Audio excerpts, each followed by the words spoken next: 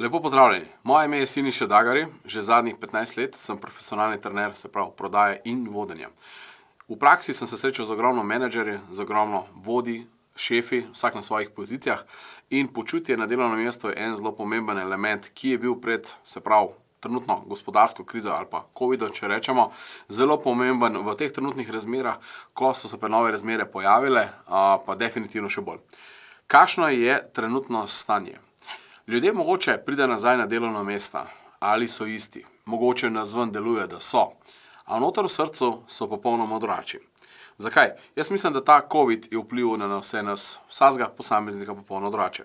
Ogromno nekih novih informacij, ogromno zaprav nekih dezinformacij, straha, predvsem vezano na zdravje. Zdravje na samih družine, svojih staršev, otrok in konec koncev tudi partnerjev in partnerk. Kako to vpliva na psiho posameznika? Se pravi, znajdeš se doma, delati moraš dejansko za službo, delaš nadaljavo, čuvaš otroke, kuhaš, kosilo zraven, pospravljaš, probaš se skoordinirati, obenem te pa še strah, ker mogoče nekdo od tvojih bližnjih zbolel. Ali pa mogoče še nekdo od vas zbolel. Jaz sem namreč odležal v svoji posli, ste prav nekaj 3 tedne pa pol. Zamislite, imate svoj posel v večjih državah, ogromno sodelavcev, zdravje vas popolnoma odreže, odležite v posli, delo vas čaka, stres, kako te zadeve spalali, še družino zraven, po drugi strani pa treba pač plačati sodelavcev. In s temi stvarmi se soočajo vsi menedžerji na svojih delovnih mestih. Ali v bistvu podjetniki, ki imajo svoje podjetje. Mogoče tudi vodje svojega tima. Namreč vsi vemo, ko mačke ni doma, miši plešejo. Se pravi, tako v življenju tudi kot poslu, kadar nimamo jasnih navodil strani vodje, strani menedžerjev, običajno delo ni upravljeno na način, kot bi lahko bilo. A to sproža novo stanje, a to sproža stres. Se pravi, novi prijemi, novi načini dela. Ljudje so se kar enkrat znajdli, prej so bili na delovnem mestu, če so imeli težavo, so potrkali na vrata sodelavcev, šefu, nadrejenemu ali pa koga od kolegov, poprašali, kako rešiti situacijo. Kar naenkrat se znajde doma in imajo nov način dela, se pravi videokonference, videoklic, prvi stres nove tehnologije, kako to uporabljati. Aha, želiš to uporabljati, imaš svoj normalno računalnik, ampak če ima nekdo otroka doma, pa treba za šolo se pripraviti, mogoče imate 2, 3 otroke, kar naenkrat rabite 3 računalnike, na koncu še za svoje delo, pač ne morete upraviti. Malo se hecam zdaj trenutno, ampak veliko krat se tudi to zgodilo nekaterim in težko še upravljati svoje delo. In potem probajo to nadoknaditi na drugačen način. Ampak sodelavec vas ravno takrat rabi. Vas kliče, vi mogoče kuhate, z otrokom pripravljate, ker ima pač v šoli ste imeli neke teste, izpite in njemu mogoče Zoom ali pa kamera ni delala. A je bilo to enostavno opraviti fokus? Čestitke vsem mamam, čestitke vsem očetom, ki so se s tem soočali, ker verjamem, da zadnja leto pa pol ni bilo enostavno. Opravljali ste vlogo, se pravi staršev, opravljali ste vlogo učiteljev in obenem šefov, vodje in menedžer, se pravi v svojem timu, v svojem podjetju ali pa konec koncev tudi na svojem delovnem mestu. Nekaterim je to celo pasalo. Ampak kaj to pomeni? Se pravi nov način dela, nov način delovanja, nove tehnologije, stres, stanje, se pravi, kam ga zdravje tiče, strahovi, treba vse te zadeve, ker ne veste, kako speljati, pridete v službo, kamorkoli pridete, so bile vedno vprašanja, si cepljen, si testiran, ljudje je bilo strah testirane, ene so takoj sprejeli, postane to nekako psihotično. In v mešanici teh občutkov ljudje več ne vejo, kako odreagirati. Mogoče jih je bolj strah, ker se tega zavedajo. Ne vejo niti, da v bistvu to podzavestno v nas dejansko vpliva. Potem je efektivnost dela, nekaterim se, ki so delali doma, celo dvignili. Nekaterim v večini primerov je pa na 70% se celo poslabšalo. Zakaj? Nekateri ljudje rabijo delovno okolje, rabijo imeti, se pravi, okolje, kamor pridejo, delajo svoje stvari in grejo domov. Včasih niso vedeli, ali so doma ali so na delovnem mestu. Se pravi, ko je bil ta občutek pomešan, je bila njihova organizacija časa popolnoma drugače izkoriščena in se dostikrat z marsikomu, ko sem se pogovarjal, so to delali po 10 uri zvečer, ko so šli vsi spat. Malo se mi je en kolega pohecal, menedžer uspešnega podjetja, je rekel, to sem počel, ko sem študiral, ko so šli vsi v hiši spat, sem se jaz lotil učenja. Prav, zdaj grejo vsi spat, otroci, žena, jaz se pa spravim delati do 1-2 zjutraj, da naredim svoje delo. In zjutraj ponovno. Zdaj pa tako, največji, se pravi strah, stres se je zgodil zaradi zdravja in drugi zaradi financ. Marsikakšen se je znajdel doma. Če je bila oseba doma, tudi njegovi prihodki niso bili isti, niso bile nadure, ni bila polna plača, mogoče znižane, se pravi, kar se samih potnih stroškov, malcev, dodatk, nagrad, stimulacij, na katere so imeli prihodke tudi 70, 60, 80% od običajnega. Se pravi, če nekdo ima 1000 evrov, 1500 evrov, je njegov prihodek padel mogoče na 1000 evrov. Kaj je to pomenilo za neko družino? Če vas vprašam sledeča stvar, recimo, da od danes dalje ne hodite več v službo. Kako dolgo ste finančno sposobni preživeti? 95% Slovencev ne bi preživeli niti 2 mesecev, zato ker živijo iz meseca v mesec. Popolnoma razumljivo, ampak kaj je večji problem? Človek je doma 1 mesec, ima prihranka, se pravi, mogoče nekaj na stran, ampak ima mogoče za mesec, mesec, 2. Ampak vsak mesec, da dobi 400-500 evrov manj prihodka, ki bi bil vajen, ali vpliva to na družinski budžet, ali vpliva na to, da je če moče od, partnerjev izgubil službo. Krediti so ostali isti, najemnine so ostale iste, obveznosti za avto so ostale iste, za vrtec so ostale iste. Se pravi, za šolo so ostale iste. Ali so za tega stroški padli? Ne, mogoče edina stvar je to, da niste mogli na izlet. Ampak kaj to pomeni? 2 partnerjem, če se znižal prihodek po 200-300 evrov, to je na družino na budžet pomeni tudi po 500 evrov. Kaj pomeni družini v enem letu, je mogoče primanjkljaj med 5 do 6-7 tisoč evrov, kar je za marsikoga velik problem. Kako vem to? Statistični podatki so to, da recimo ogromno Slovencev ima kredite. Na Banki Slovenije, se pravi, lansko leto, ko je prišlo do, se pravi, samega stanja, so šli vsi na banko in so pri banki se zmenili za moratorij. To pomeni, da leto dni ne plačujete kredita, plačujete samo obresti, po letu dni nadaljujete. Se pravi, 2krat po 6 mesecev je možnost podaljšati. In kaj se je zgodilo?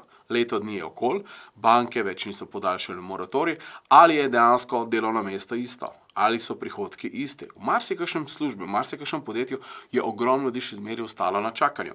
Kaj to pomeni? Ogromno ljudi je bilo že za času covida na čakanju, marsikakšen od njih se ni vrnil na delovno mesto. Ali se bodo vrnili, bomo videli na jesen. Se pravi, finančno stanje ali vpliva na posameznika, ali vpliva na njegovo družino. Normalno, če se znajdeš v finančni stiski, zmešaš to zraven z zdravjem, kaj se zgodi? Ali v bistvu počutje na delovnem mestu v trenutnem stanju to vpliva na posameznika? Hočemo, nočemo si priznati, definitivno vpliva. Kadar smo v stresu, kadar smo zavestnem ali podzavestnem stresu, definitivno sigurno ne vpliva kreativno in efektivno na ljudi, ki v bistvu so na svojem mestu. In kaj se zgodi? Ogromno menedžerjev, ogromno podjetnikov, vodij in šefov pridejo do točke, želijo ene stvari premakniti, več morajo delati mogoče za iste rezultate, ali celo na mesto kdaj koga celo opravi delo, ker pač je on doma ostal in je delo bralo vse na vas. In kaj se zdaj zgodi? Zgodi se sledeči korak. Vedno več dela, rezultati so mogoče celo manjši. Ali pride do tega, da se dejansko kot podjetnik pregorimo? Ali se to komu zgodilo od vas? Mislim, da vsakemu od nas. Vsaj tisti, ki imamo malo več področji in eden med njih sem tudi bil jaz. Namreč bil sem tudi utrujen, prišel je COVID in dejansko sem tudi obležal. Ali so mene čakale obveznosti, ko sem se vrnil nazaj? Definitivno.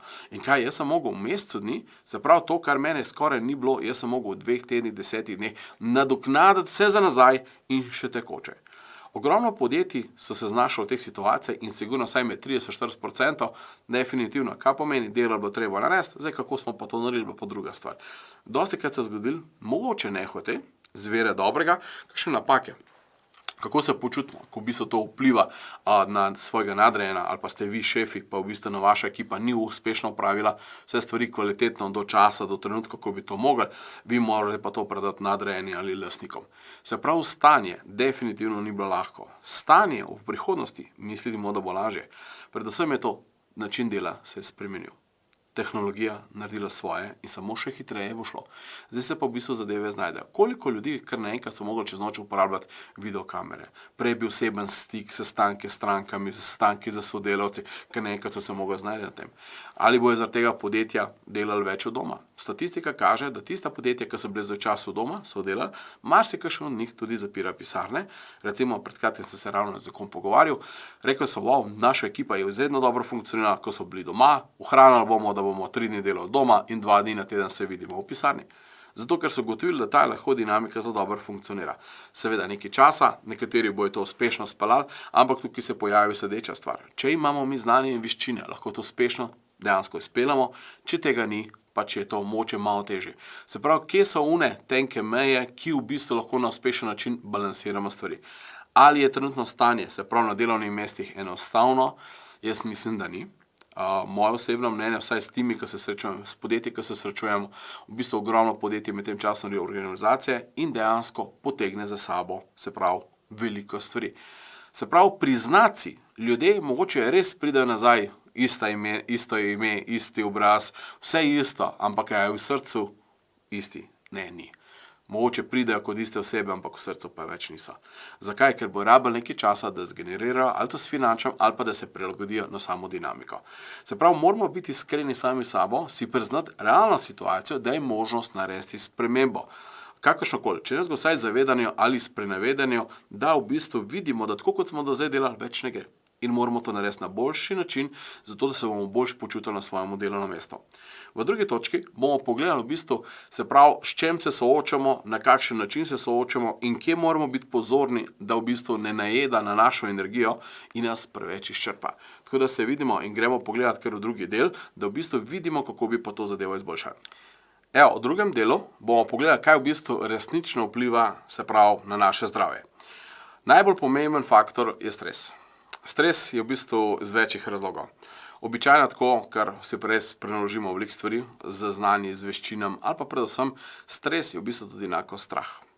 Strah je povezan s tem, ali bomo kvalitetno opravili svoje delo, strah uspeha, strah neuspeha, kako zadeve izpeljati in to se vpliva na nas.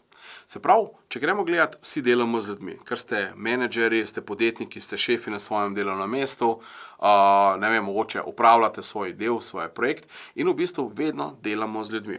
Delati z ljudmi pomeni tako, če vas vprašam sledeča stvar, ali so nas, ne vem, v srednji šoli, osnovni šoli, na fakulteti, kadarkoli učili, kako delati in komunicirati z ljudmi. Se pravi, ali smo pridobili znanje in veščine, kako na pravilen način pristopati, pa z nekom eno stvar skomunicirati.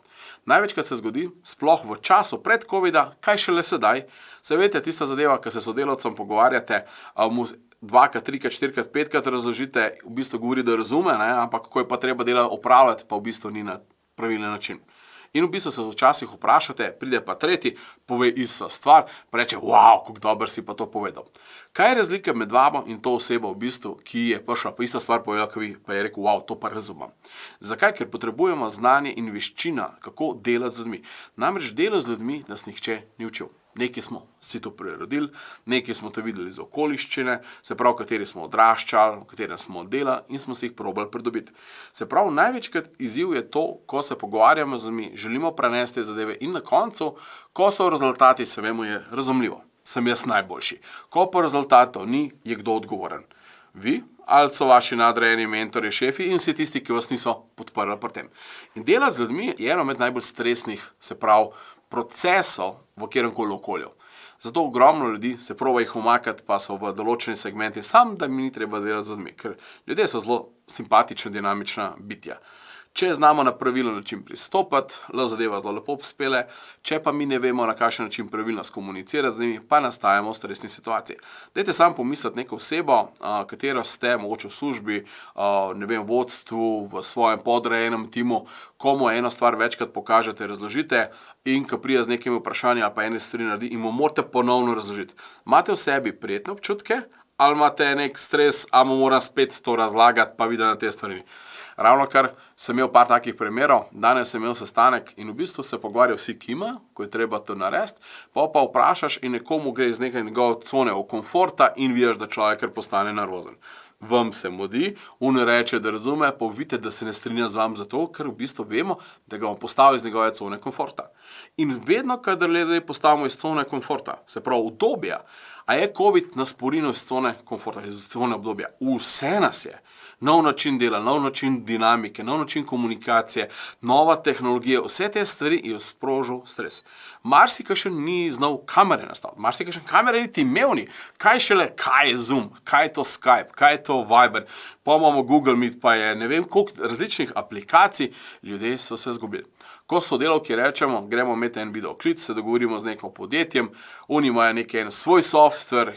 Veste, kakšen proces je, ko moramo nekomu pokazati, razložiti. Namesto, da bi jaz rekel, pridi v sobo, se pomenil v 3 minutah, on kar nekaj se še ukvarja 3 ure, 30 minut, 40 minut, kako bo zadevo na novo pogrunto, kako računalnik dela. A govorimo o eni aplikaciji in ogromno ljudi, nažalost, tehnološko, bomo nepismeni še nekaj časa. Ja, mogoče generacija, ki prihaja za nami, so se že zrodili z telefonom pa s tablicam, steče tako. Mi pa rabimo potrpljenje. Zdaj pa tako, starejša generacija, imaš si kakšne ne zna angleščine. Zdaj pa tako, ti, ki imaš aplikacijo, kakršnokoli to potegne za sabo. Po drugi strani, s čem se mi začnemo ukvarjati? Namesto, da bi se mi zmenili, kako bomo mi upravili neko delo, mi se ukvarjamo s čem, kako bo inštaliral aplikacijo, pa njemu to ne dela. Kaj zdaj narediti? Prvič, morate že vi biti eksperti, vi morate to skomunicirati, vi morate narediti, a to nastaja stres. Čas, energija, živci, ja, normalno. In pol morate še z njim skomunicirati, pa ne boste verjeli, še internet mu ne dela. Ali pa začneš tega, ali pa 3-krat dol pade, pa še kamere ne zna prižgati. Vam se res smodi, ko imate res veliko stvari in na koncu, namesto da bi 15 minut delali, se ukvarjate 1 uro. Ali je delo z ljudmi enostavno? Ne. A je zabavno? Definitivno. Včasih se moraš nasmejati, ker po moje, tako mu rekel, bi tudi nekateri drugi čuli, ker skrbijo za svoj ugled, nas ne bi vzela. Ne? Kaj pomeni res prevzeti njihovo energijo, ker so oni nemočni v nekih trenutkih, nekih stanjih. In ko delamo z njim, kaj želimo narediti? Ja, želimo jim pomagati normalno. Zdaj po eni strani po službene dolžnosti, drugo po človeški plati. In kaj se zgodi? Na koncu od 8 ur delovnega, se pravi dela, ki je doma, se raztegne. Če ste v službi, mogoče ste prišli nazaj, vse te stvari čakajo in kaj se zgodi? Gre 2 do 3 časa ali pa polovico ali pa 10% časih že dovolj, pa v bistvu odnese energijo. Po čem to sklepam? Pomislite, koliko ljudi imate v svojem timu. 1, 2, 3, 10, 50, 100. Včasih je samo en pedak dovolj, da pove ene besede na svoj način, ker mu nekaj ne paše, pa se vi počutite prijetno. Ne. In ta energija ostane na vas in v bistvu morate še svoje delo kreativno narediti. Misli morate skoncentrirati in ne verjeli takrat, ko se pravite, še ta stvar preleti vmes in v bistvu zadevo treba zapeljati. In delo z ljudmi je zabavno, ampak moramo, ker nam manjkajo znanje in veščine, v bistvu ne vemo, kako zadeve zapeljati. Največkrat pri delu je problem, ker ne znamo reči ne. Kaj to pomeni? Mogoče en sodelavec ne zna nečesa, da mi pospešimo zadevo, naredimo kaj? Daj pust, bom jaz to naredil, ker bom to hitreje naredil.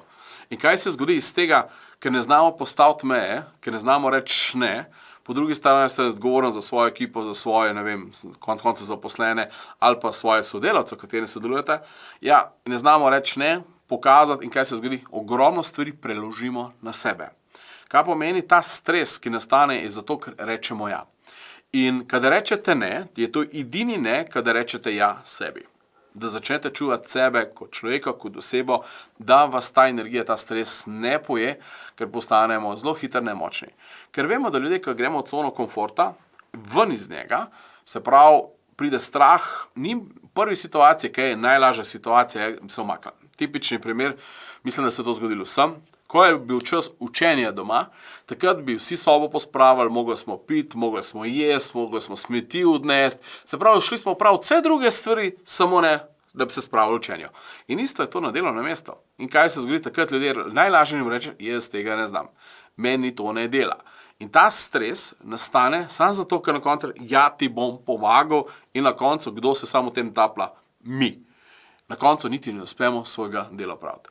Danes sem se pogovarjal z eno sodelavko, izjemna ženska, zelo sposobna ženska, prideta 2 sodelavke in pomaga rešiti njune probleme, ker ni znala reči, se je zgodilo kaj. Na koncu njej ni uspel svojega dela narediti in je 4 in jaz pravim, kaj pa ti še tukaj delaš? No, zdaj pa lahko še svoje delo začnem delati.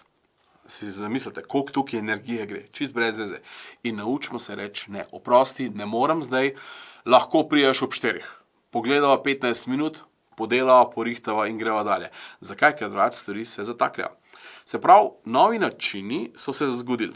Ok, dinamika, sestanki, ogromno podjetij več nima, 1-2 urnih sestankov, ker video klice, se pravi, na odborih, na znotraj ekipe, timskih sestankih. In kaj se je zgodilo? Nekateri ljudje so ljudje navad. Imam namreč enega zelo dobrega sodelavca, poslovnega partnerja, 25 let v poslu, zelo uspešen. Ampak on je svojo uspešnost razvil na svoj način. Se pravi, neki svojemu ritmu, svoji dinamiki in tako že 25 let dela. Zdaj pa predstavlja, pride nov način, ker nekaj se mora on prilagoditi. In ker je človek navad, in vsaj 50% ljudi navad, ali pa 40%, se zgodi, da čas prilagoditve je predolg. Vi ste mogoče malo hitrejši kot ta oseba in kaj se zgodi? Ta oseba pade v stres. Ali se ta stres tudi nehote prenese lahko na vas ali pa na vaš tim? Definitivno. Ta čas prilagoditi moramo mi razumeti. Treba s to osebo se usesti, povabiti na kavo, izven delovnega časa ali pa ob času malce in z njimi pogledati, kaj se dogaja. Ker te ljudje se zelo težko znajdejo in na koncu njihova energija avtomatsko prenaša se tudi na nas. V bistvu se včasih niti ne zavedamo, ker se ne znajdejo in tehnologija jim ni najbližja. Recimo, stvari se res spreminjajo, ampak če gremo danes pogledati una igračka, ki se imenuje telefon, nekje 5 let nazaj, ko sem star v avtu, razlagal, da pametni telefon, plačevanje prek banke, da bi mu pa šparali nekaj živcev. To ne, danes je star 76 let, pa ni bilo mogoče zdaj kakšno leto dni nazaj, ko je bilo malo vmes prostora, sem ga šel do njega in videl, on ima pametni telefon. In kaj je prišel do tega, da je naložil mobilno banko.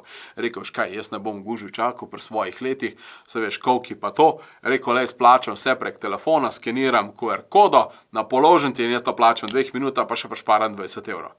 Jaz pravim, kaj si najdel QR kodo? A veš, kaj tle na telefonu imaš QR skener? Pa jaz se začnem smejati. Ja, kje si pa to aplikacijo dal? Veš, to imajo zdaj že vsi Samsungi. Kaj pomeni, nekatere on se je to naučil, on si vzel čas.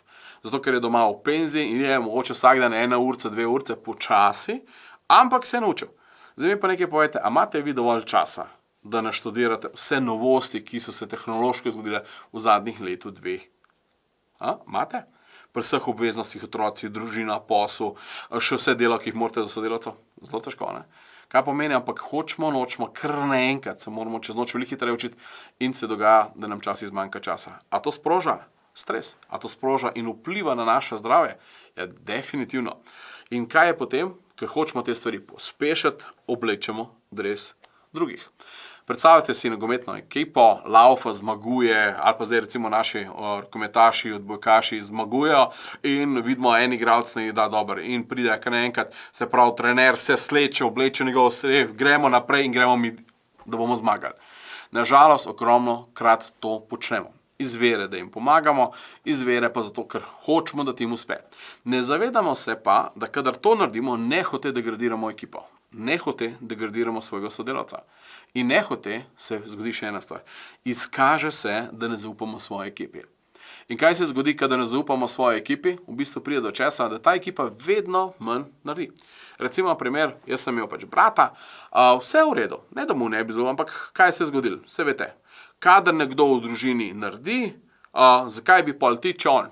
In kaj se zgodi? Tako sodelavci začnejo vedno manj v bistvu biti proaktivni, vedno manj kreativni in zakaj bi, se bo Franci to zrihtal, on to boljš naredi.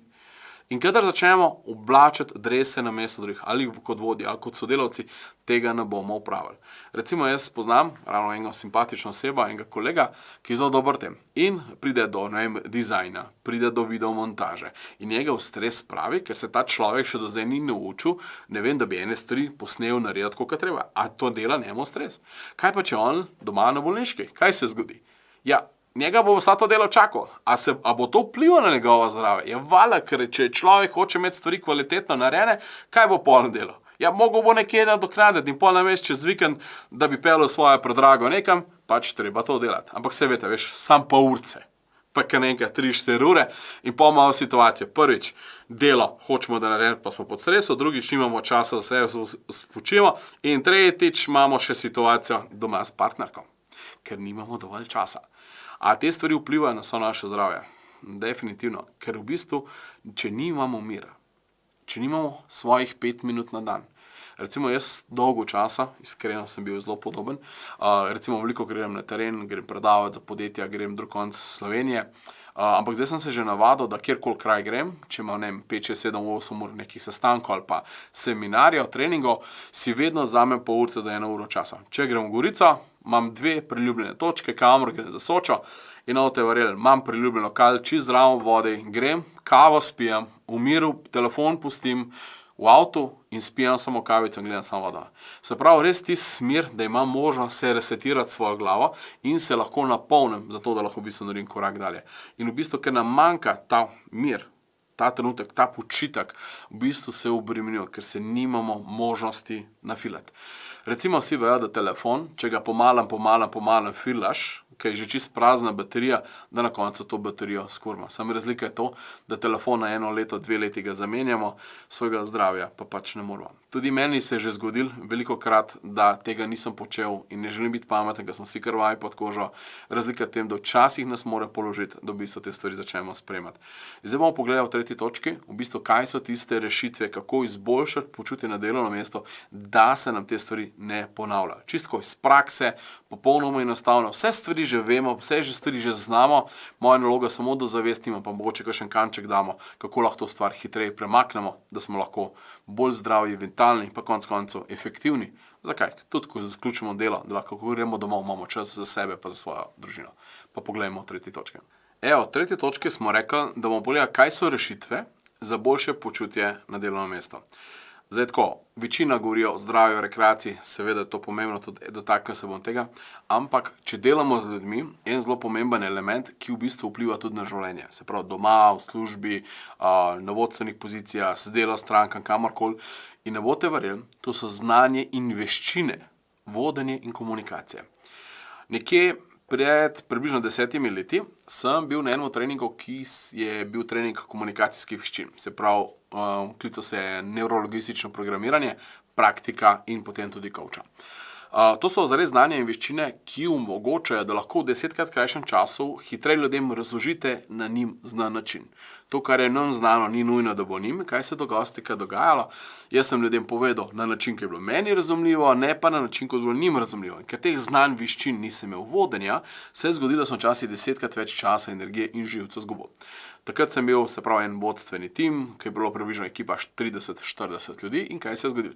Jaz sem v bistvu po naravni poti, čez znanja, veščine, prakse, to pridobil veščino.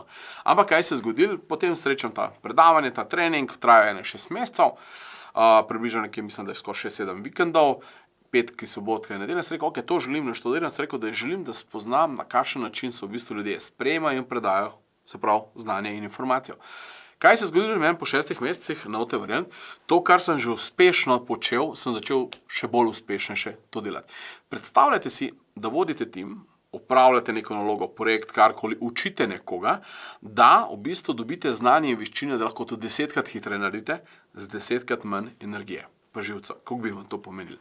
In veste, kaj se zgodi? Takrat meni se ekipa razrasla nekje za 6-kratnik. Se pravi, v 3 do 6 mesecih sem zgradil jaz večjo ekipo, samo zato, ker sem znal na pravilen način pristopiti in na pravilen način z njimi skomunicirati in na pravilen način z njimi zmotivirati. In kaj se je zgodilo? Prej sem mogoče ta rezultat rabo leto pa pol, da sem razvil ekipo 20, 30, 40 ljudi, na kar sem pa v 6 mesecih lahko naredil tudi včasih 4 do 6-kratnik več. Danes menedžiram približno 16 ekip, vsega skupaj šteje v 10 državah, skupaj ekipo, se pravi nekje 70 do 80 ljudi, se pravi ožjega in v bistvu čez nekaj par 100 partnerjev po celem svetu. A je to enostavno? Ja, je. Ko dobite veščine in se začnete zabavati. Veščine vodenja in znanje pridobite v bistvu na isti način, ko greste nekam v hribe. Se pravi, nekdo, ki ima ful veliko kilometrino, bo z lahkoto šel in dosegel ta vrh. Nekateri, ki se bomo lotili tega, bomo sopihali komoče stare lokomotive, ja, s pravilnim izrazom. In kaj se zgodi? Nam bo šlo naporno, nam ne bo enostavno, moramo iz cone obdobja in vse te zadeve, ampak ko dobimo veščine, znanje in ko to večkrat ponavljamo, res vam olajša čas. Ne boste verjeli, da 70% stresa po raziskavah kaže, da je v bistvu zaradi dela z ljudmi in ker v bistvu mi kot osebe, kot mentori, kot šefi, kot menedžeri, nimamo veščin vodenja. In meni je ena najboljša, se pravi, investicija v sebe, je, ko sem šel čez nekje 10 takih seminarjev, ki so meni olajšali, da sem jaz v veliko krajšem času energije dosegel boljše rezultate, znal sem prepoznati ljudi, kdo je bil pravi, kdo ni bil pravi, ali pa predstavite, imate nekoga v ekipu, ki pričakujete v njemu, da ima potencial, čakate ga razvije, pa v bistvu polno čistega. Se pravi, na kakšen način v bistvu prepoznati, kdo je pravi za vašo ekipo in kdo ni. In v bistvu vse to zadeve gre veliko časa. In predstavljate, se vložite nekaj pol leta, leto dni, potem pa gre ali pa ga v bistvu morate odpustiti. A se počutite fajn? Imate občutek, da ste vrgli to energijo stran? Naj vam ne bo. To je bilo znanje, veščina ste dobili, da boste lahko naslednjič naredili boljši. Ali vam vzame živce? Ja. Ali vam vzame energijo? Ali lahko dobite ta čas nazaj? Ne. Se pravi, če želite izboljšati počutje sami sebe na svojem delovnem mestu, je smešno, ampak ja, dajte pridobiti znanje in sposobnosti veščin, kako voditi ljudi, kako komunicirati z njimi. Meni osebno je omogočilo, da sem v zadnjih 2 letih pa pol dosegel rezultate, ki jih mogoče prej v 15 letih skupaj nisem. Tako da, dajte investirati v sebe. Druga stvar, moramo pogledati, kako planirati ene stvari vnaprej. Se pravi, tako svoje zasebne stvari, zasebnega življenja, kot tudi posla. Če se mi pripravimo naprej, običajno 70-80% stresa prepade, zato ker stvari stečejo. Predstavljate si, da delate s 3-4 timi.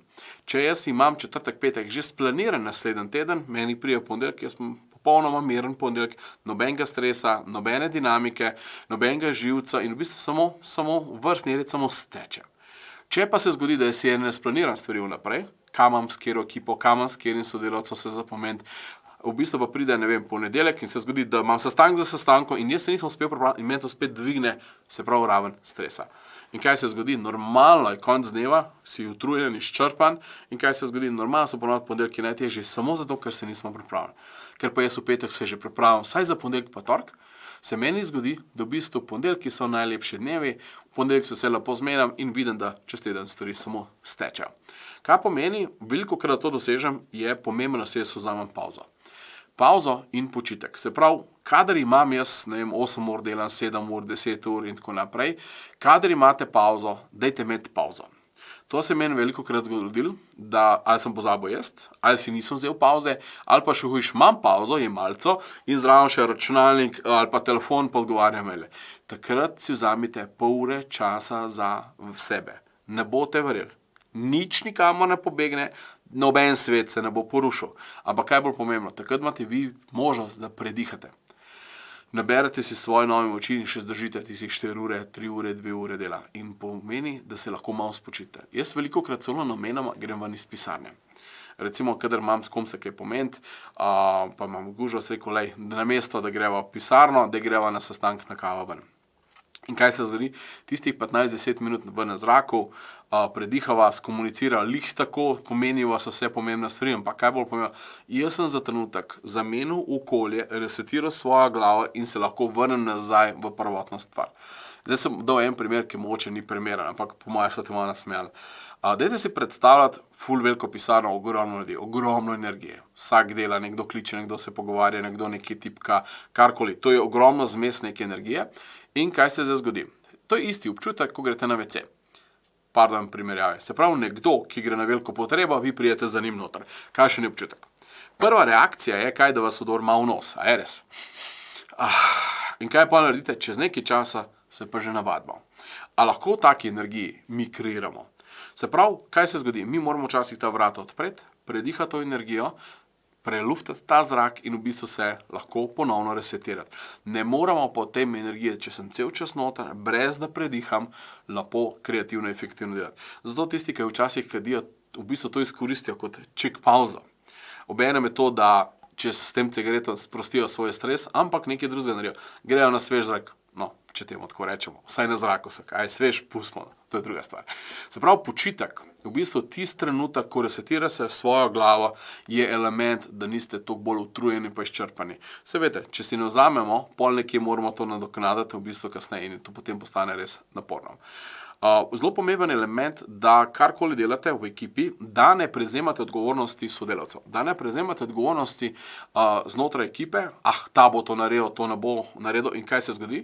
Celo se zgodi, da se on s tem ne bo obremenil, ne bo sekiral, ker on tega ni naredil, bo pač naslednji dan, vi imate pa radi stvari porihtane, ker ste pač odgovoren za tim. Kaj se zgodi?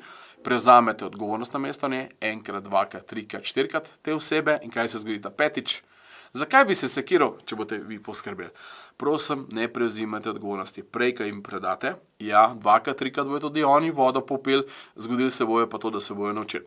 Prav, kar prej so se pogovarjali z enim izmed sodelavcev danes, prav, dokler on ni začel zaupati ljudem, dokler ni začel predajati odgovornosti njim, kaj, dokler je on mislil, da ne bo on tega spelil, ni predajal na njega in kaj se zgodi na koncu, je mogel sam delati. Zdaj pa ugotovil, ko si je dovolil pred 2-3 tedni, da je začel to prenašati, se je začelo zgoditi, da je celo začel uživati. Ne samo on, ampak tudi ta sodelavec.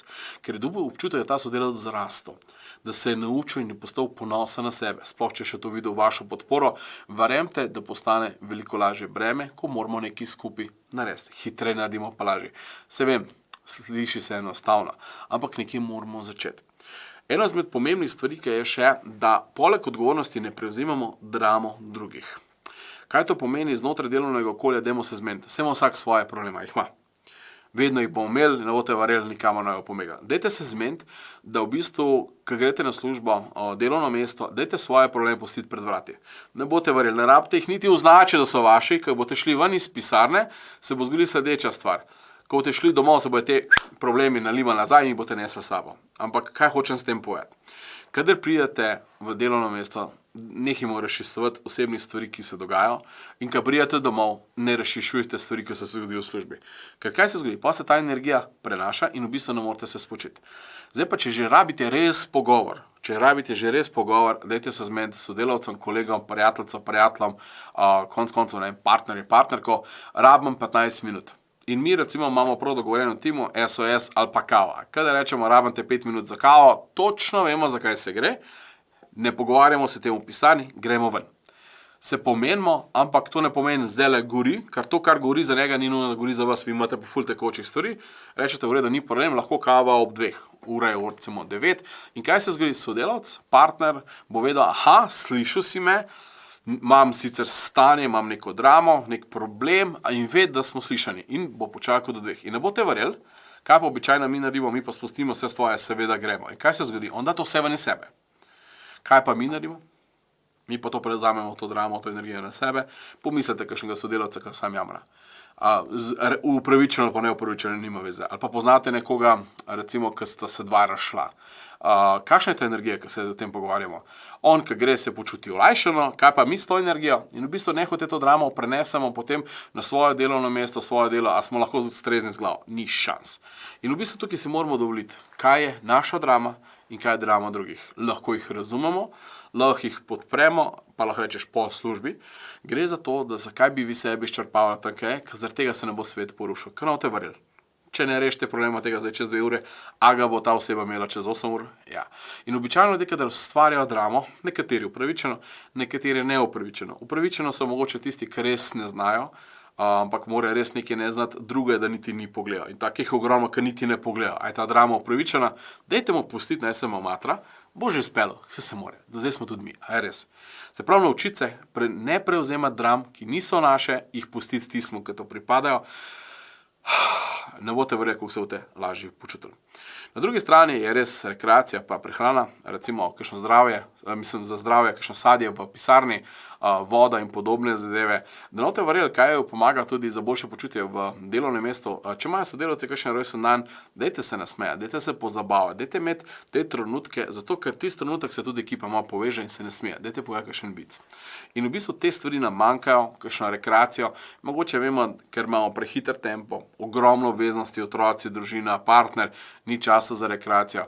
Jaz dostikrat si izkoristim, pa grem na sprehod, pa v bistvu med tem času sodelavcev pokomuniciram doma s partnerjem, partnerko. Zakaj? Ker to je element, ki v bistvu, ko gremo mi v naravo, se v bistvu resetiramo. Mečkam prej sem jaz povedal, kadar imam recimo sestanke, delam cel dan ali pa sem nekje na terenu, imam seminar, jaz si vedno vzamem pol ure časa. Čeprav ogromno ljudi misli, da si ga jaz ne vzamem, pa izpade, da sem skozi na sestanke. Ja, sem. Tisti trenutek sem res na sestanku in to veste sam sabo. In kaj se zgodi? V Mariboru imam 2 jezera, kamor se usedem na klopco za 15 minut, pol urce, samo tako, da se ustavim, ker mene voda res pomirja. Poglejte, kaj pomirja vas. Ene glasba, ene sonček, ena voda, en moj sprehod, en moj gost. Dajte si nekaj vzeti. Dajte imeti svoj separator, imejte svoj gumb, ki je stres relief. Če vam manjka ples, pejte plesati, če vam manjka pet, pejte pet. Vse to ne pomeni samo v delovnem času, ampak to pomeni tudi v prostem času. Zakaj? Ker tako, ko bomo mi doma se počutili, se bomo v službi. Tako, ko se bomo v službi, bomo doma. In v bistvu to, da v bistvu se ne počutimo dobro na delovnem mestu, ni odgovoren noben drug, noben direktor, noben šef, noben nadrejen, ampak smo odgovorni mi. Ja, običajno, dostikrat se zgodi, je podjetje odgovorno. Ja, podjetje je do zavesti, ne more pa namesto nas, a se strinjate. In v bistvu tukaj je korak, da mi stopimo ven iz tega, to, ker ne vemo, se moče res lahko sprenevedamo. Ko pa enkrat vemo, se pa ne moramo več sprenevedati. Mislim, da smo v dobi v tehnologiji, ko v bistvu čas, da prevzamemo odgovornost najprej do sebe in v bistvu naredimo za svoj boljši dan sami. Ne moramo čakati na sodelavca, da nas bo rešil. Mi moramo rešiti sami sebe. Tako da želim vam res maksimalno uspešno, čudovitih trenutkov, občutkov na delovnih mestih. Recimo, jaz iskreno, ko me sodelavci vprašajo, pa poslovni partner, Siniša, a ti nisi nič utrujen, ne vem, po 5, 6, 7, 10 urah dela. Sem rekel, ne, jaz se zabavam tem, kar počnem, zato ker si jaz ustvarjam tako energijo. A imam ljudi, ki imajo dramo? Ja, a imam stranke, sodelavce, partnere, ki rešuješ tudi, ne vem, kakšne situacije, ki so neprijetne. Dan sem imel 2 taka, ampak jaz zaradi tega nisem tega prenesel čez dan, jaz se počutim odlično, zato ker sem vedel, da je to samo trenutno stanje in je to njihovo. Skreirajte si svoj dan, fantastičen dan in ne dovolite, da vam nihče to ne vzame. Čas je, da v bistvu zadihamo to, kar si želimo in predvsem, če smo res nesrečni na delovnem mestu, mogoče čas, da zamenjate službo, ker niso vsi šefi, ampak je naš način dela. In bi na koncu delil eno zgodbo. V eni knjigi sem prebral, se pravi, Voditelji brez naziva. Robert Sharma, če slučajno poznate. Tam piše v eni zgodbi o eni čistilki, ki je čistila v eni sobi. In kaj se dogaja? Pride en gost in ta čistilka lepo poje, žvižga, pospravlja, vsa nasmejana, izvolite, vam še kaj pomagam, želite še kaj, vam še kaj prinesem, želim, da se počutite odlično. Ono reče, wow, fantastično, seveda ne skrbite, vse v redu. Naslednji dan pride druga čistilka, pomaga sobo pospravljati, dober dan, gospod, rabite kaj in sem šla. Ampak tretji dan je prišla ona prva spet, pa ta gospod mu ni bilo jasno, rekel, a lahko vas nekaj vprašam, dajte mi povedati, kako lahko vi kot čistilka, kot delavka, ko pospravljate, se tako smejete, pojete, če pa pač upravljate tako delo. Prav, veste, gospod, jaz ne upravljam svojega dela, jaz upravljam svoje poslanstvo. Zato, da v bistvu vas pospremem, da se boste odlično in fantastično počutili kot kralji v naših prostorih, zato, da so te še kadarkoli vrnili. Jaz ne delam svojega dela, jaz upravljam poslanstvo. In se zavedam, da moja naloga je, da se vi počutite odlično. In me veseli, ko vi polepšate meni dan. Kaj to pomeni? Odnos do našega dela je največji element, da bomo izboljšali zdravje na delovnem mestu in v svojem delovnem okolju. Tako da hvala. Če želite kadarkoli se še srečamo, vidimo, me potipkajte po LinkedInu ali pa na kakšnih seminarjih in upam, da se vidimo kratko. Hvala in uživajte maksimalno. Lepo pozdravljeni, dragi gledalci in vsi udeleženci našega eventa. Jaz sem izjemno počaščena, da imam danes v gostih izjemnega človeka v prvem planu in seveda kasneje tudi lahko rečem, izjemnega direktorja, ki ima pristop do ljudi popolnoma drugačen, kot ga ponavadi pričakujemo, ko nekomu rečemo, da je direktor. Danes je z nami gospod Tone Dolenšek. Dober dan. Dober dan. Kako ste? Hvala za povabilo, odlično. Tudi jaz sem vesel, da sem lahko danes vaš gost. Tudi mi smo zelo veseli. Pa se nam mogoče na začetku najprej predstavite, iz katerega podjetja prihajate, pa nam malo orišite tudi vaše zaposlene, da bomo potem lažje nagovarjali vsebine o dobrem počutju, za katere vi res izjemno skrbite. Hvala. Ja, jaz prihajam iz podjetja FinService. V našem podjetju se ukvarjamo z računovodskimi storitvami. Podjetje ima že kar dolgo tradicijo. Na trgu smo več kot 25 let uspešnega dela. V podjetju od samega začetka gojimo določene vrednote, za katere smatramo, da so pomembne pri upravljanju našega dela in zadovoljevanju pričakovanj naših kupcev, odjemalcev, ki so dolgoletne stranke, za katere skrbimo. Mogoče nekaj podrobnosti o naši ekipi, zato da bojo gledalci potem kasneje razumeli, kako skrbimo za njihovo počutje. Torej, mi že, ko izbiramo kadre oziroma naše sodelavce, poskušamo najti sodelavce, ki imajo podobne vrednote, kot so vrednote v našem podjetju. To se nam zdi predvsem pomembno zato, da potem ne izgubljamo energijo in resursov s tem, da bi poskušali ljudi nekaj spreminjati in jim neke nove vrednote privzgajati. In to moram reči, da kar verjetno uspešno počnemo. Če vam povem podatek, da v 25 letih praktično nimamo fluktuacije, da so danes z nami vsi sodelavci, ki so začeli pri nas delati, da imamo neko vero v mlade ljudi. Verjamemo, da ko dobimo mladega človeka, ki je poln želja po znanju, želja po novih izzivih, da mu mi pomagamo pri tem, da ga oblikujemo, on pa to seveda potem na nek način vrača z svojim dobrim delom. Glede na to, da smo storitvena organizacija in da na nek način je glavni fokus na stranki, na našem odjemalcu, kar pomeni, da moramo zadovoljiti njegova pričakovanja, je zelo pomembno, da moji sodelavci, ki skrbijo za naročnike, da prenašajo dobro energijo, da imajo nasmeh na obrazu, ko so v kontaktu z stranko, tudi v trenutkih, ko to mogoče ni najbolj lahko, ne. Računovodstvo je pač malo specifična panoga, kjer se srečuješ tako s nekimi trenutki. Plusi kot z minusi. Tako, ne, ja, tako. Imamo dobre in slabe čase, ne, tako nam v gospodarstvu življenje teče in ni vedno lahko. Ne. In je zelo pomembno, da ljudje to razumejo in da v vsakem trenutku damo našemu naročniku najboljše, kar je pomembno. Če nadaljujem, no, da bi pa to lahko počeli in da bi moji sodelavci to lahko uspešno počeli, pa zelo pomembno, kako se oni počutijo, da delajo v kolektivu, ki ima neko dobro energijo, ki ima pozitiven vibe, če tako rečem, zato da lahko to prenašajo na stranke. Ja, in vi ste izjemno znani po teh ukrepih. In kateri so bili tisti ukrepi, za katere veste, da so bili tudi zelo uspešni?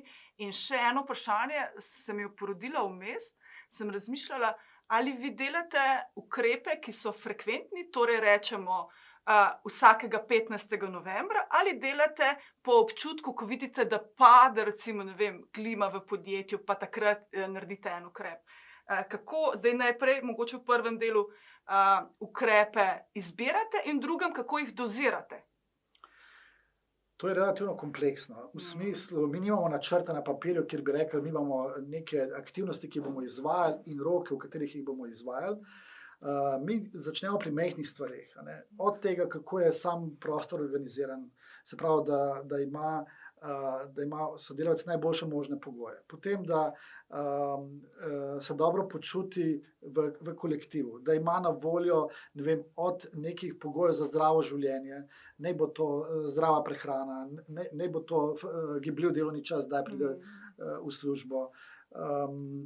En kup enih stvari malih poskrbimo za to, da je vsakodnevno življenje v podjetju čim bolj prijetno. Zato, ker preživimo v podjetju večino delovnega časa, večino dneva in je pomembno, da se dobro počutiš.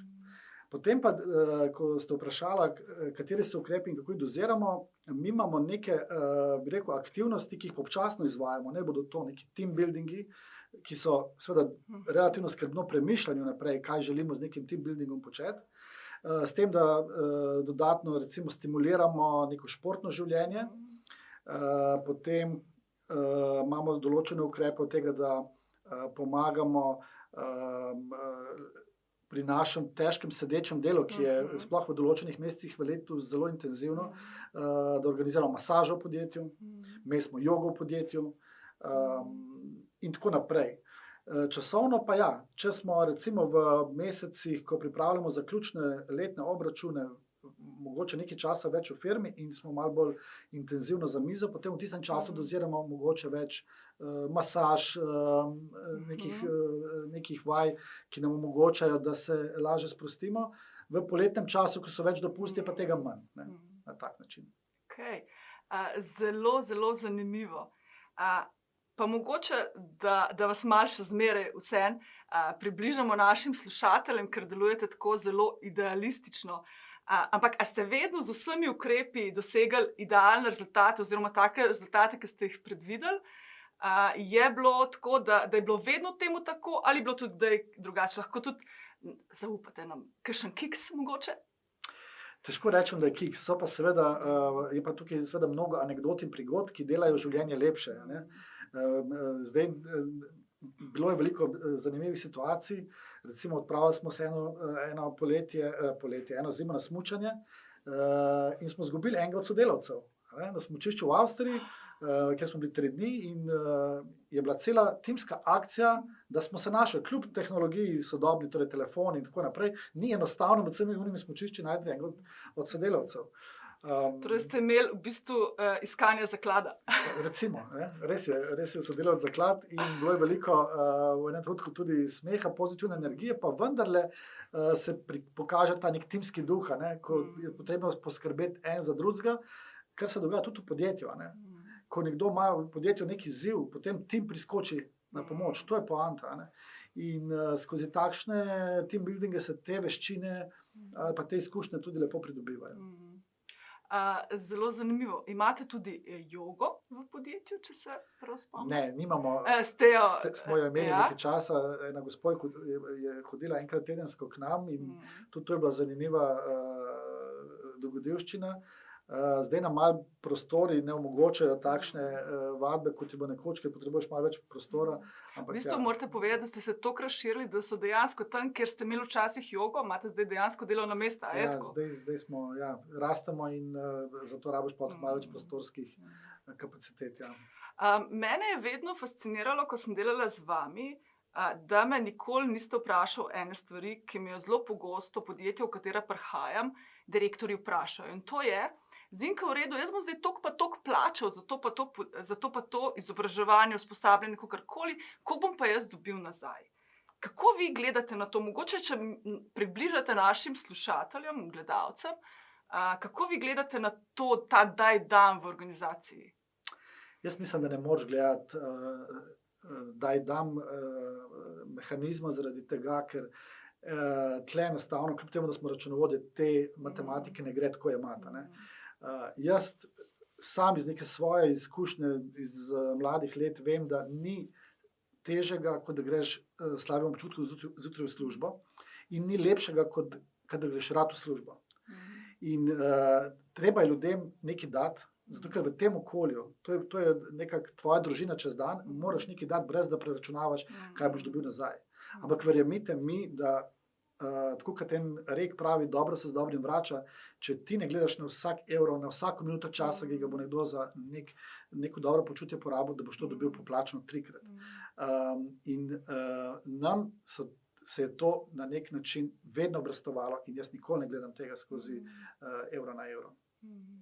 Ja, tudi mislim, da to vaši zaposleni izjemno čutijo in tudi cenijo. Mogoče bi izpostavila še eno zadevo. Kar nekaj časa nazaj smo imeli ravno na temo sedenja zelo zanimivo debato, ker sem jaz opazovala vaše zaposlene, ki so res obremenjeni v času pripravljanja zaključnih obračunov, in sem res videla, da veliko sedijo. In potem smo seveda uvedli neke ukrepe v smislu printerjev, ki so skupni, zato da se vmes vstanejo, pa mogoče tudi košev za smeti in to povezovali z neko ekološkostjo, da imamo potem tudi ločevanje odpadkov in tako naprej.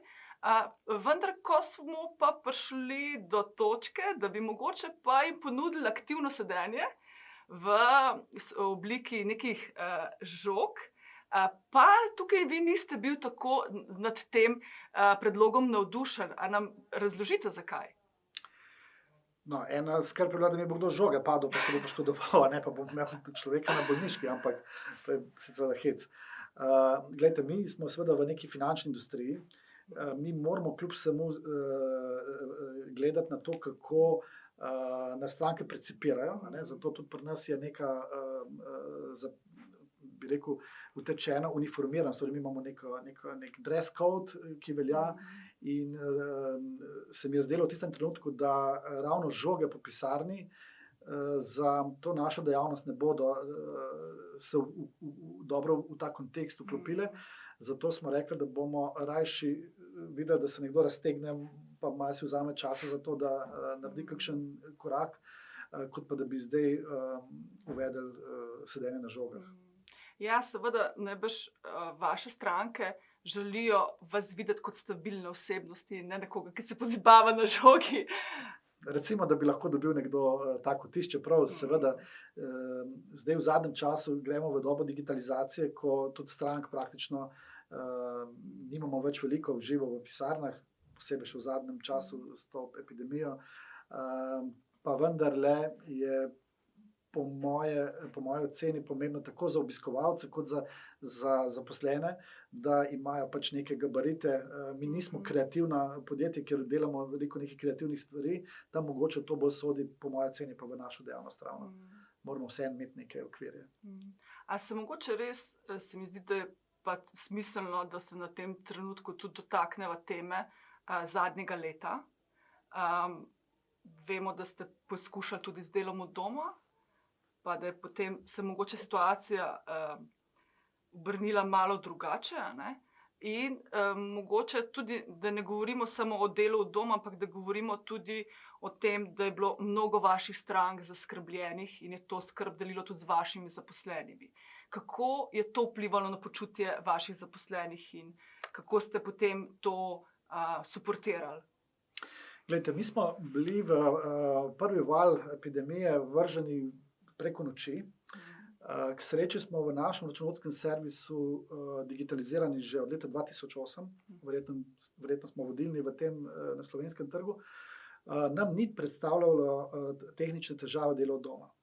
In tudi v trenutku smo bili vsi doma. V nekem trenutku smo zapustili pisarne in smo začeli delati od doma. Tudi komunikacija s strankami je potekala ali digitalno ali preko nekih Zoomov in tako naprej. Pa vendarle se je v relativno kratkem času pokazalo nekaj stvari.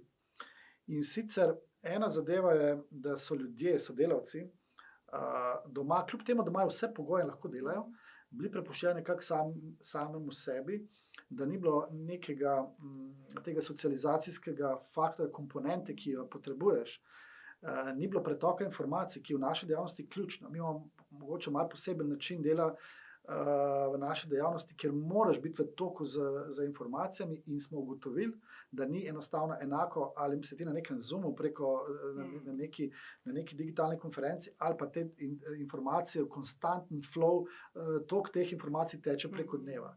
In zato so se moji sodelavci relativno kmalu vrnili v pisarne. Kar se pa tiče strank, ja, seveda, naročniki so bili zaradi negotovosti, zaradi strahu pred neznanim, seveda v strahu. Niso vedeli, kaj se bo zgodilo z njihovimi podjetji. Niso vedeli, kako bodo lahko upravljali svoja podjetja. In tukaj smo mi poskušali jim pomagati, tako da smo poskušali urejati vse te ukrepe, ki jih je vlada pripravljala, tako da smo jim olajšali mnogo opravil, mnogo sestankov smo vodili seveda nadaljavo in tako naprej. Tako da mislim, da prvi šok smo preživeli, potem ta drugi val, ki je prišel lansko jesen, pa smo bili že bolj pripravljeni in tako stranke kot mi, mislim, da nismo več čutili to kot nekaj negotovega in danes to obvladujemo. Prav gotovo je čas epidemije tudi pokazal, da smo ljudje med sabo različni. Ko govorimo o ukrepih za dobro počutje, je prav gotovo pomembno, da nekatere ukrepe peljemo skupaj, zato da povežemo ekipo. Ko pa imamo mogoče posameznika, ki potrebuje podporo individualno, pa to najbrž naredite tudi individualno. Pa mogoče, če zdaj pogledava, kateri so bili tisti ukrepi, ki ste jih peljali skupinsko in mogoče kateri so bili tisti, kjer ste začutili, da je pa mogoče fajn, da enega človeka podprete.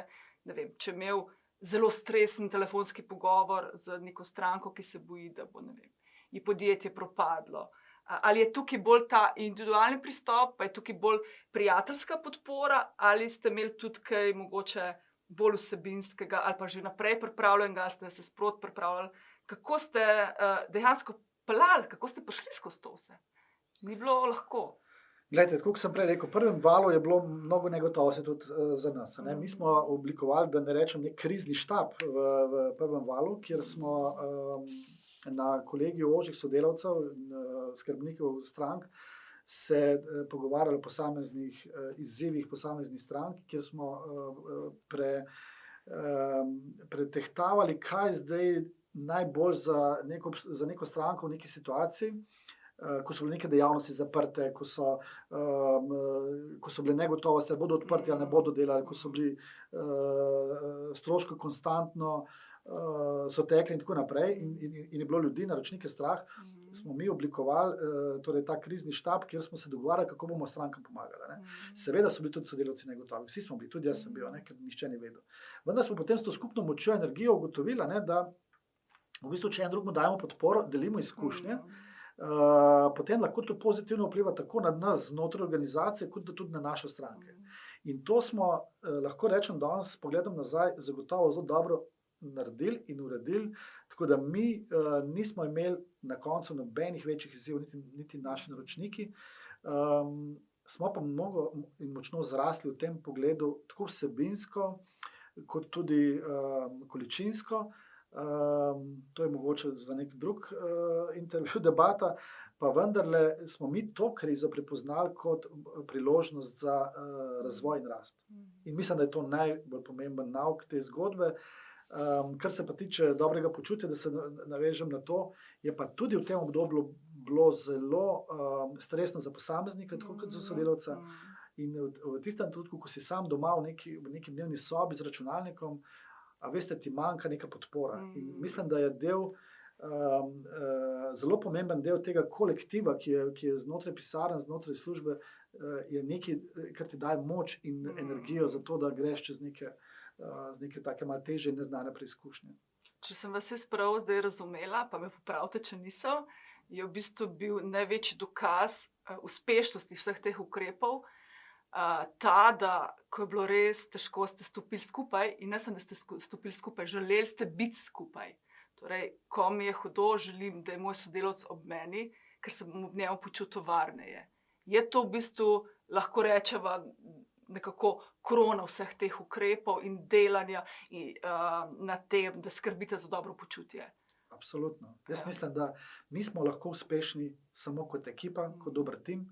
Dober tim si pa lahko samo, če en za drugega skrbimo in se podpiramo, in potem rezultat absolutno ne more izostati. In zdaj je tudi v bistvu zelo čutim, da je to samozavest, ne? Lahko pridejo še 3 epidemije, ne? Noben vam nič ne more, a je tako? Lahko z gotovostjo. Je to ta epidemija, kot sem rekel, dokaz, da smo močnejši, izkušenejši in da nas je manj strah nekih novih, nepredvidenih situacij.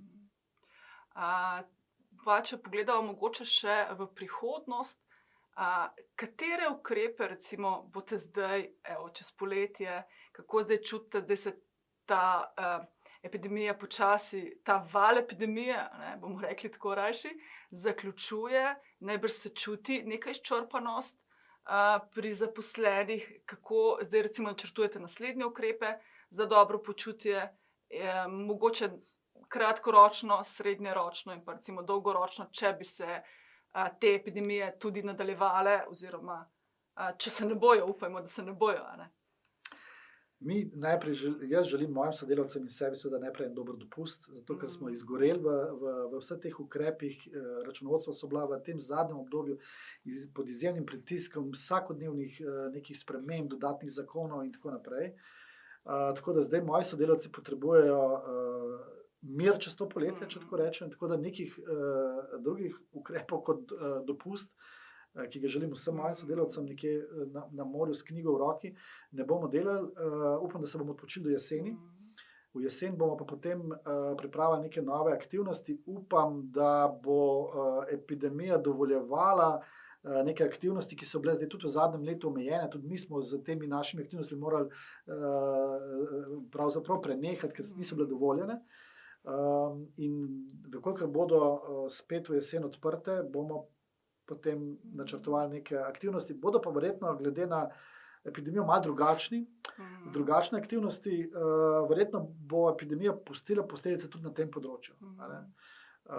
Tako da ne znam si predstavljati v tem trenutku, ali bo življenje potem takšno, kot je bilo predtem, verjetno tudi na tem področju ne bo.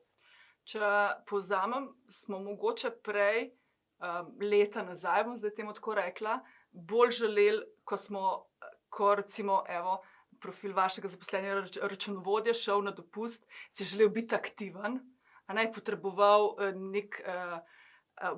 večje udejanjanje aktivnega življenjskega sloga ali pa zdravega življenjskega sloga v smislu telesne rekreacije, potovanj in podobno.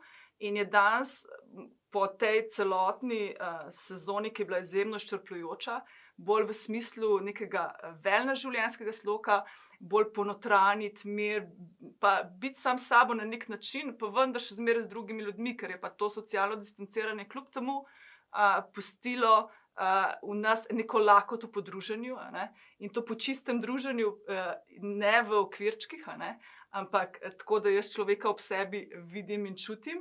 Tako da potem smo naredili tudi nek evolucijski napredek skozi to epidemijo, da ne gledamo zdaj samo nase več kot telo, da moramo spočiti telo ali pa da ga moramo aktivirati, ampak da ga moramo v bistvu tudi, lahko rečem, duhovno nahraniti, pripraviti na nove podvige, torej da ne bomo več buildali samo telesnih mišic, ampak mogoče še tudi te naše psihične mišice.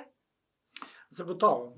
Verjetno je to tudi odvisno malo od posameznika, ne. Jaz imam relativno mlado ekipo in moji sodelavci so željni verjetno tudi neke fizične aktivnosti zunaj, da bodo lahko nadoknadili nekaj, kar niso mogli. Absolutno tudi vsi pogrešamo, moji mlajši kolegi pa še toliko bolj neko druženje, veste, ni bilo nobenih kulturnih prireditev, ni bilo nobenega masovnega druženja, ni bilo obiska nekih tekem, športnih prireditev in tako naprej. Mi smo vsi tega lačni in to na nek način tudi sprošča in pomirja, ne.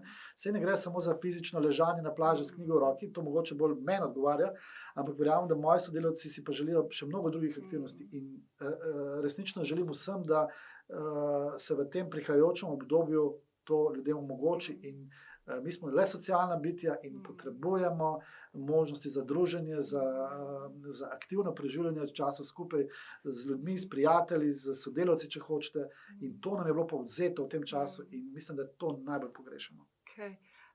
Čudovito ste to predstavili, ampak jaz za konec želim še izkoristiti vaše izjemno znanje, ki ga imate s tem, da v vašem računovodstvu skrbite res za zelo veliko število podjetnikov in me zanima, kaj bi recimo njim priporočali, jaz vem, da tudi priporočate, ampak zato, da bojo tudi naši gledalci vedeli, kako naj danes en podjetnik poskrbi za dobro počutje svojih zaposlenih, pa če zdaj pogledava ven iz računovodstva, pa pogledava na slovensko gospodarstvo, na evropsko gospodarstvo, en nasvet vaš za vse gledalce.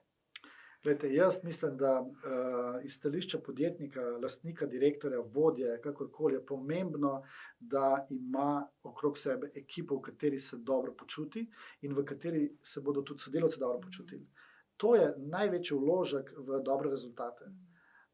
In kot smo že malo prej povedali, ne velja gledati tukaj na vsak evro in verjemite, da se vsak tak vložek vrne vsaj krat 3. Ja, to je vaša osebna izkušnja, tudi raziskave tako pravijo, tam od 2 do 5 se vrtijo številke v raziskavah, tako da vaša ocena je bila izjemno natančna.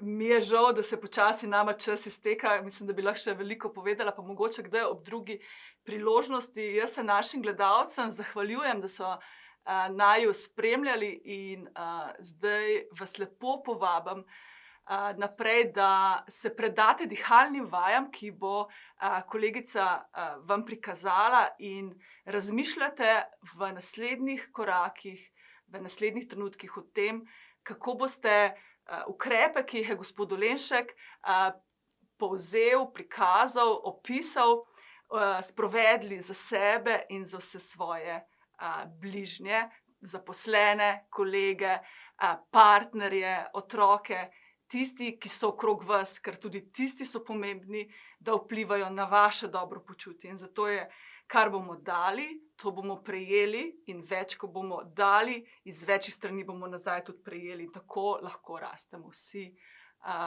In želim vam še naprej, da lepo uživate v našem dogodku. Hvala.